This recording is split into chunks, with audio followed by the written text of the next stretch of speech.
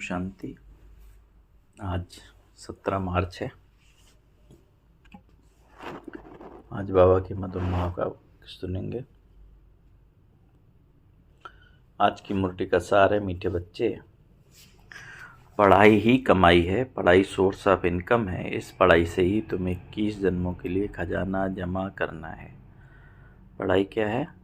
कमाई है ना। दुनिया में भी पढ़ते हैं ना कमाई के लिए, तो यही पढ़ाई सोर्स ऑफ इनकम है। इस पढ़ाई से तुम्हें 21 जन्मों के लिए खजाना जमा करना है। प्रश्न है, जिन बच्चों पर बृहस्पति की दशा होगी उनकी निशानी क्या दिखाई देगी? उत्तर है, उनका पूरा ध्यान श्रीमत पर होगा। पढ़ाई अच्छी तरह पढ़ेंगे, कभी भी फेल नहीं होंगे। श्रीमत का उल्लंघन करने वाले ही पढ़ाई में फेल होते हैं। उन पर फिर राहु की दशा बैठ जाती है। अभी तुम बच्चों पर बृहस्पति बाप द्वारा बृहस्पति की दशा बैठी है। गीत है, इस पाप की दुनिया से दूर कहीं ले चल। ओम शांति। यह है पाप आत्माओं की पुकार। कौन सा? जो गीत में गाया। तुमको तो पुकारना नहीं है, क्योंकि तुम पावन बन रहे हो। यह धारण करने की बात है। बड़ा भारी यह खजाना है। जैसे स्कूल की पढ़ाई भी खजाना है। पढ़ाई से शरीर निर्वाह चलता है। बच्चे जानते हैं, भगवान पढ़ाते हैं। बड़ी ऊंच कमाई है, क्योंकि ऑब्जेक्ट सामने खड़ी है। सच्चा यह सत्संग सारे कल में एक ही बार होता है, जबकि पुकारते हैं पतित पावन आओ। अब वह पुकारते रहते हैं। यहाँ तुम्हारे सामने बैठे हैं, है ना। भगवान हमारे सम्मुख है और दुनिया बुला रही है, पुकार रही है। तुम बच्चे जानते हो हम पुरुषार्थ कर रहे हैं नई दुनिया के लिए, जहाँ दुख का नाम निशान नहीं होगा। तुमको चैन मिलता है स्वर्ग में, नरक में थोड़ी चैन है। ये तो विषय सागर है, कलयुग है। सब दुखी हैं, भ्रष्टाचार से पैदा होने वाले हैं। इसलिए आत्मा पुकारती है कि बाबा हम पतित बन गए हैं। पावन होने के लिए गंगा में स्नान करने जाते हैं। अच्छा स्नान किया तो पावन हो जाना चाहिए। फिर घड़ी धक्के क्यों खाते हैं? धक्के खाते सीढ़ी नीचे उतरते पाप आत्मा बन जाते हैं। 84 का राज तुम बच्चों को बाप ही बैठ समझाते हैं, और धन वाले तो 84 जन्म लेते नहीं, है ना, क्योंकि आते ही कब है। द्वापर के बाद दूसरे धर्म आते हैं तो उनके जन्म भी कम हो जाते हैं। तुम्हारे पास है 84 जन्मों का चित्र। सीढ़ी जो है ना बड़ा अच्छा बना हुआ है। कल्प वृक्ष का भी चित्र अच्छा है, परंतु मतलब गीता में जो कल्प वृक्ष का चित्र है गीता में, परंतु भगवान ने गीता कब सुनाई, क्या आकर किया, ये कुछ नहीं जानते। और धर्म वाले अपने अपने शास्त्र को जानते हैं, भारतवासी बिल्कुल नहीं जानते। बाप कहते हैं मैं संगम पर ईश्वर की स्थापना करने आता हूँ। ड्रामा में चेंज हो नहीं सकती। जो कुछ ड्रामा में नूंद है वह हूबहू होना ही है। ऐसे नहीं होकर के फिर बदल जाना है। तुम बच्चों की बुद्धि में ड्रामा का चक्र का राज पूरी तरह बैठा हुआ है ना। इस 84 के चक्र से तुम कभी छूट नहीं सकते, अर्थात यह दुनिया कभी खत्म नहीं हो सकती। वर्ल्ड की हिस्टोग्राफी रिपीट होती ही रहती है। यह 84 का चक्र बहुत जरूरी है। त्रिमूर्ति और गोला तो दो मुख्य चित्र हैं। गोले में क्लियर दिखाया हुआ है कि हर युग 1250 वर्ष का है। यह है जैसे अंधों के आगे आईना, है ना। चित्र में सारी चीज़ें क्लियर हो जाती। 84 जनपत्री का आईना, है ना। दोनों चित्र हैं, है ना। गोले का भी है और सीढ़ी का भी है। बाप तुम बच्चों की दशा वर्णन करते हैं। बाप तुम्हें बेहद की दशा बतलाते हैं। अभी तुम बच्चों पर बृहस्पति की अविनाशी दशा बैठी है, माने जो पढ़ाई पढ़ रहे हैं। फिर है पढ़ाई पर मदार, कोई पर बृहस्पति की, कोई पर चक्र की, कोई पर राहु की दशा बैठी है। नापास हुआ तो राहु की दशा कहेंगे। यहाँ भी ऐसे है। श्रीमत पर नहीं चलते तो राहु की अविनाशी दशा बैठ जाती है, वह बृहस्पति की अविनाशी दशा। यह फिर राहु की दशा हो जाती है। बच्चों को पढ़ाई पर ध्यान देना चाहिए, इसमें बहाना नहीं देना चाहिए। सेंटर दूर है। यह भवन बोला पैदल करने में 6 घंटा भी लगे तो भी पहुंचना चाहिए। मनुष्य यात्राओं पर जाते हैं, कितना धक्के खाते हैं। आगे बहुत पैदल जाते थे, बैलगाड़ी में भी जाते थे। यह तो एक शहर की बात है ना। मुरली के लिए क्या है, दूसरे शहर भी नहीं जाना, उसी शहर में साधन है। यह बाप की कितनी बड़ी यूनिवर्सिटी है, जिससे तुम लक्ष्मी नारायण बनते हो। ऐसी ऊंच पढ़ाई के लिए कोई कहे दूर पड़ता है या फुर्सत नहीं, तो बाप क्या कहेंगे, है ना। भगवान की पढ़ाई के लिए भगवान परम नाम से आया पढ़ाने, उसके लिए अगर कोई कहे कि फुर्सत नहीं, दूर है, तो बाप क्या कहेंगे, ये बच्चा तो लायक नहीं है। बाप ऊंच उठाने आते और ये अपनी सत्यानाश कर देते। श्रीमत कहती है पवित्र बनो, दैवी गुण धारण करो, इकट्ठे रहते भी विकार में नहीं जाना है। बीच में ज्ञान और योग की तलवार है। हमको तो पवित्र दुनिया का मालिक बनना है। अभी तो पतित दुनिया के मालिक हैं। वे देवताएं थे तो डबल सिर ताज, फिर आधा कल बाद लाइट का ताज उड़ जाता है।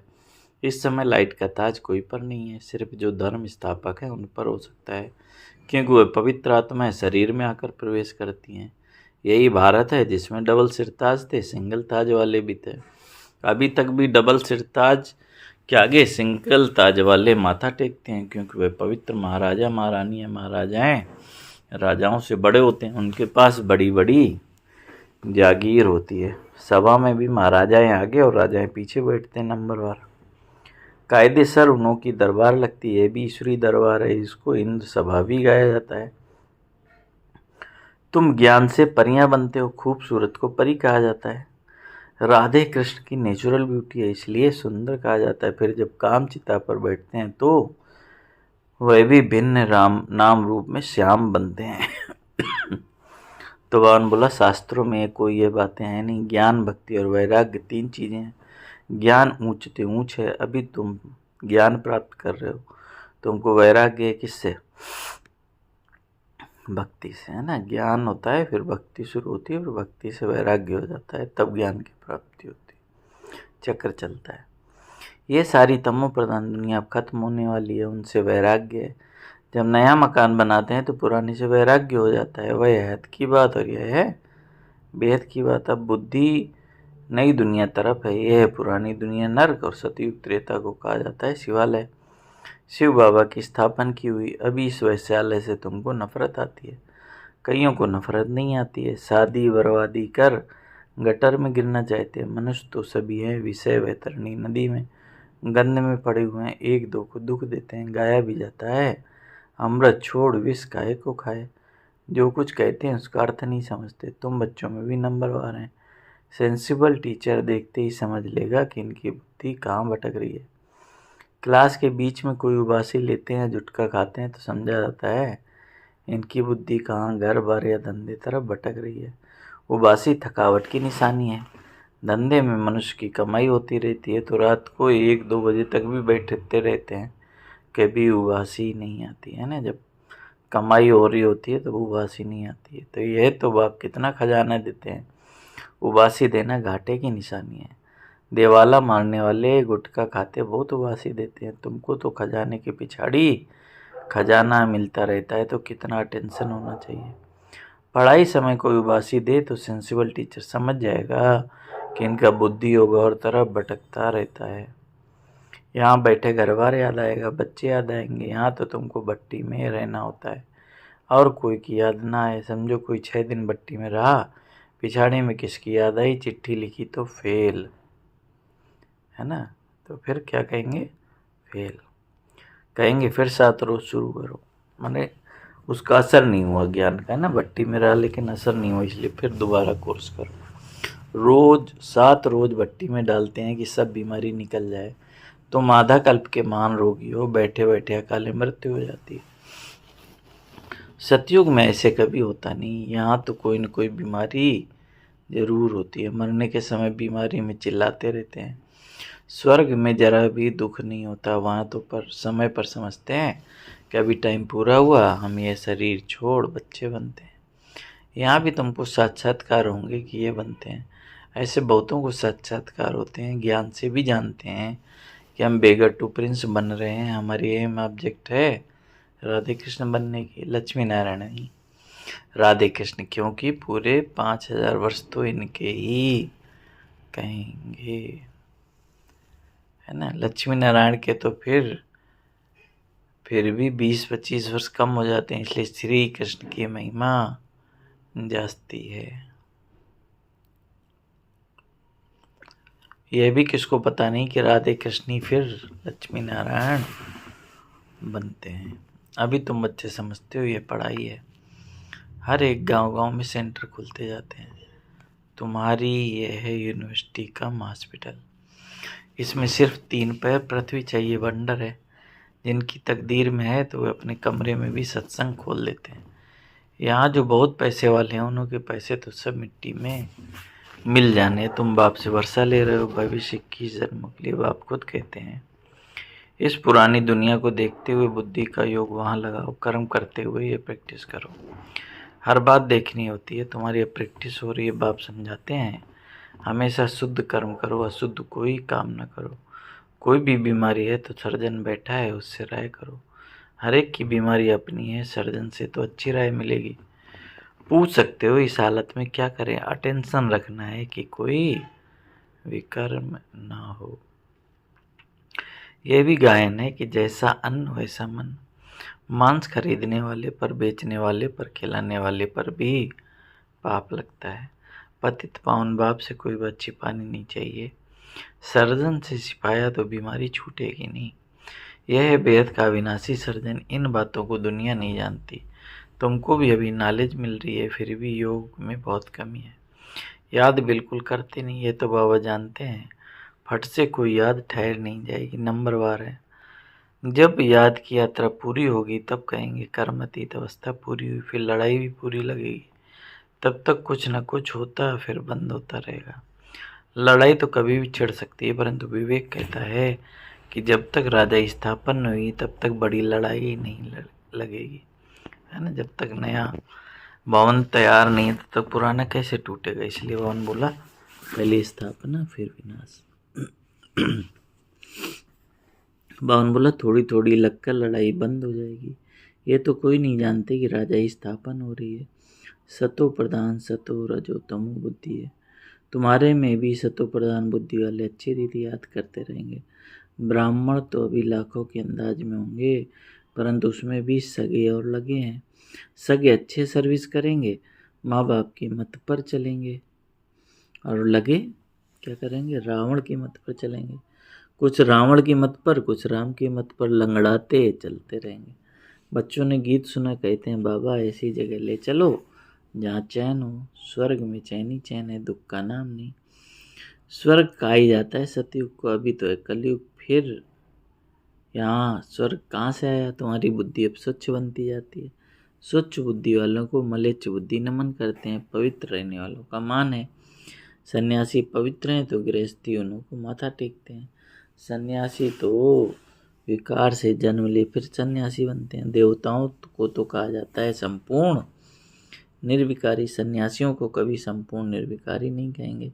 तो तुम बच्चों को अंदर बहुत खुशी का पारा चढ़ना चाहिए। इसलिए कहा जाता है अतीन्द्रिय सुख पूछना है तो गोप गोपियों से पूछो।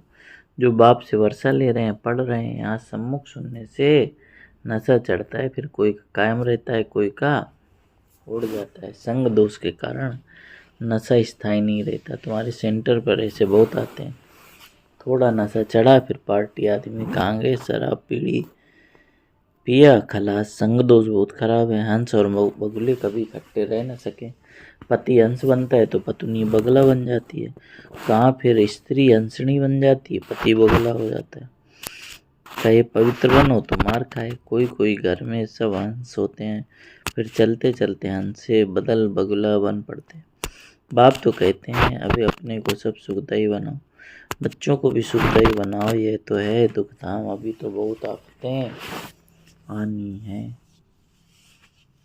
फिर देखना कैसी तराई तराई करते हैं। अरे बाप आया, हमने बाप से वर्षा नहीं लिया, फिर तो टू लेट हो जाएगी। बाप स्वर्ग की बादशाही देने आते हैं पर गंवा बैठे। इसलिए बाबा समझाते हैं कि बाबा के पास हमेशा मजबूत को ले आओ जो खुद समझकर दूसरों को भी समझा सके।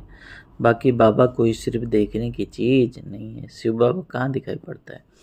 अपनी आत्मा को देखा है क्या, सिर्फ जानते हो। वैसे परमात्मा को भी जानना है।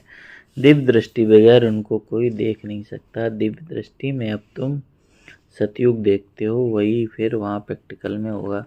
कलयुग विनाश तब होगा जब आप बच्चे कर्मातीत अवस्था को पहुँच जाओगे। अच्छा मीठे मीठे सिखलते बच्चों प्रति माता पिता बाप दादा का याद प्यार और गुड मॉर्निंग।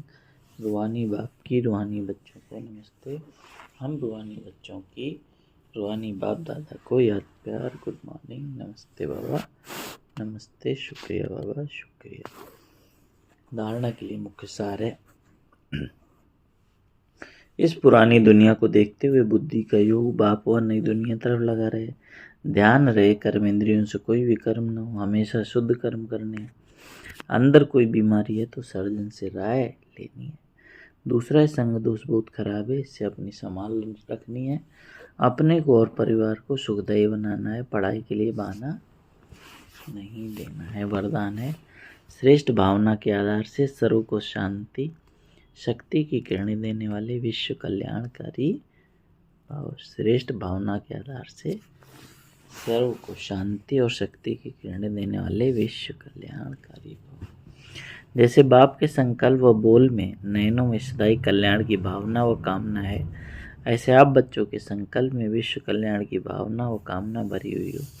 कोई भी कार्य करते विश्व की सर्व आत्माएं मर जाओ।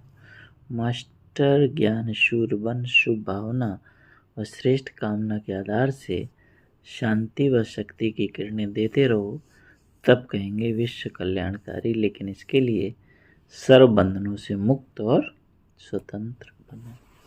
स्लोगन है, मैंपन और मेरापन यही देह अभिमान का दरवाजा है, अब इस दरवाजे को बंद करो।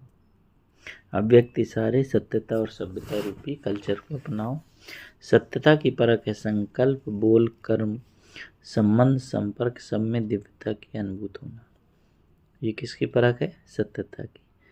संकल्प बोल कर्म संबंध संपर्क सब में दिव्यता की अनुभूति होना। कोई कहते हैं मैं तो सदा सच बोलता हूँ, लेकिन बोल व कर्म में अगर दिव्यता नहीं है तो दूसरे को आपका सच सच नहीं लगेगा।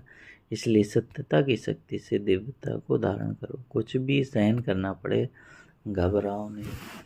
सत्य समय प्रमाण स्वयं सिद्ध होगा, है ना।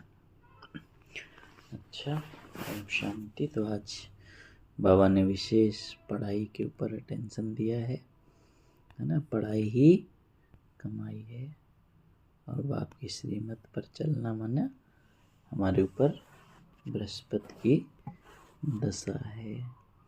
अच्छा, ओम शांति, ओम शांति।